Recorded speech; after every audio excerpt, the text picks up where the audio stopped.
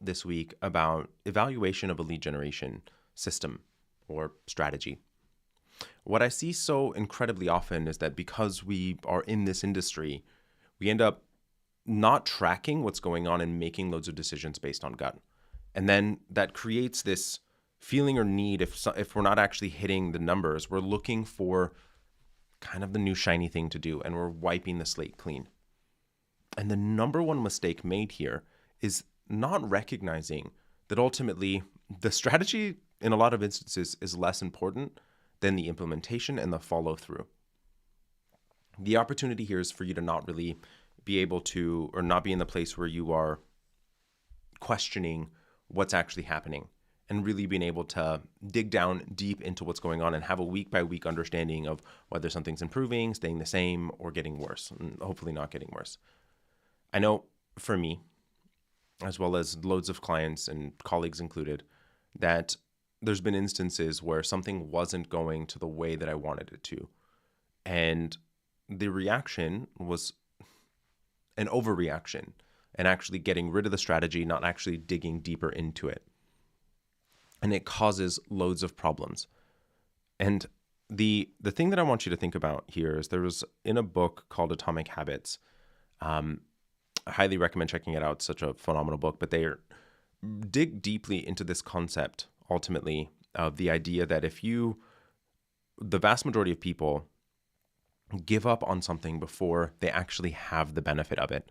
And so the concept is, you may start a New Year's resolution and you work out for a while, but you're not having the impact that you're looking for, but you're actually almost at the precipice of being able to actually have that meaningful impact, but you stop doing it because you don't see the result. And that happens to people all the time, and it's happened to me too. And I want that to not happen to you again in the future. And being able to actually and ultimately have an understanding of how exactly you can measure what's going on.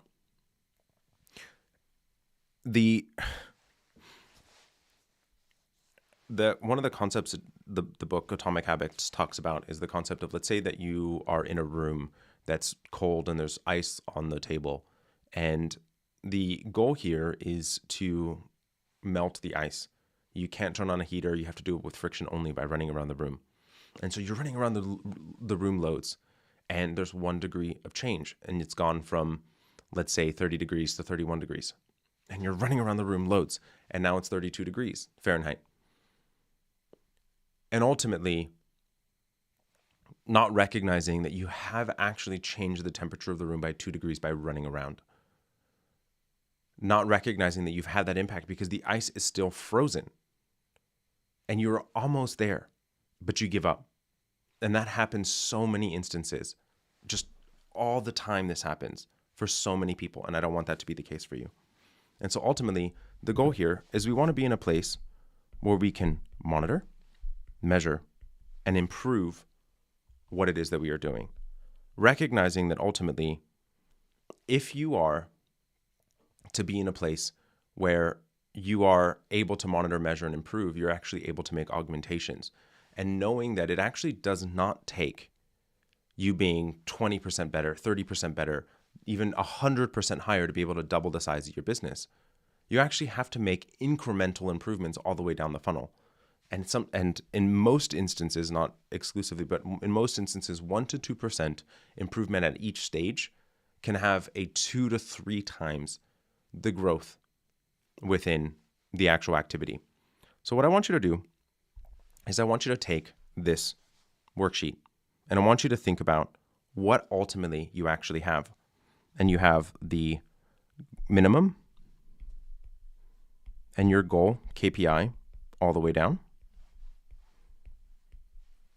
If you're not sure what your minimum and goal KPI is, you should actually just start with figuring out what your current KPI is so that you can guide that.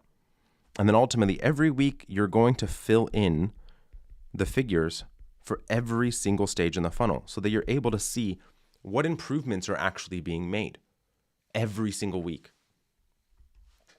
And I've been asked this loads of times. Why is it that I'm doing it in this sort of format, right? I mean, I have loads of dashboard tools and automation that I can utilize, and I don't actually utilize automation for this particular purpose for any reporting. the person that's responsible for these KPIs within my business has to go through and actually put them into an Excel, their KPI report. That way, they actually are focusing on it and can actually see it. And if it's going down, they feel it. If it's going up, they feel it. If it's staying the same, they feel it and it's recognized. It's actually being paid attention to and focused on. And the same thing for me. If it's a KPI report that I'm responsible for, I do the same thing. And this is across every single team member and across every single department. And some of the information is derived and pulled from dashboards, sure, so that it makes it easier to be able to pull the information, but actually having it in such a way that allows for us to be able to track what's actually going on and not be making these sort of gut decisions. And I'll tell you that for me, I've been able to, without increasing ad spend or traffic by very much, and just augmenting just slightly, I've been able to make dramatic improvements from selling in $150,000 of sales in a month to $300,000, $400,000, $500,000 in sales in a month with just incremental improvements across every stage in the funnel, making 3, 4, 5x in revenue of closed revenue because I was actually paying attention to every single stage. And this is the number one thing that's really important for evaluating the success of what you were doing. I was actually having a conversation with a colleague a couple weeks ago around this exact same concept. And the question that he was posing was, what is the number one method for lead generation right now? What should I be doing? And my comment to him is, you should be doing what you're currently doing and not making augmentations, because you're changing too much too fast. One, so you don't know what you're actually doing. You don't know what's working, and you're never giving yourself enough time to make the improvements that you need. And this is not only true for your agency, this is true for your clients as well. And so if you implement this very well for your agency, you'd be able to do the same thing for your clients, providing them with KPIs that allows for them to actually see how things have improved, creating longer term relationships, making improvements for them, having greater impact, both for yourself and for your client, really being able to cement that relationship in a meaningful way. If you have any questions around, how to measure these KPIs that are on here, there's a number of them. And ultimately, depending on the campaign that you're running, the KPIs may change. Do me a favor, go ahead and shoot me a DM. Absolutely happy to chat it out with you so that ultimately you can get exactly what you need and be measuring the right KPIs for you. All right, everybody, I hope this was helpful and get you into a place where you can get your lead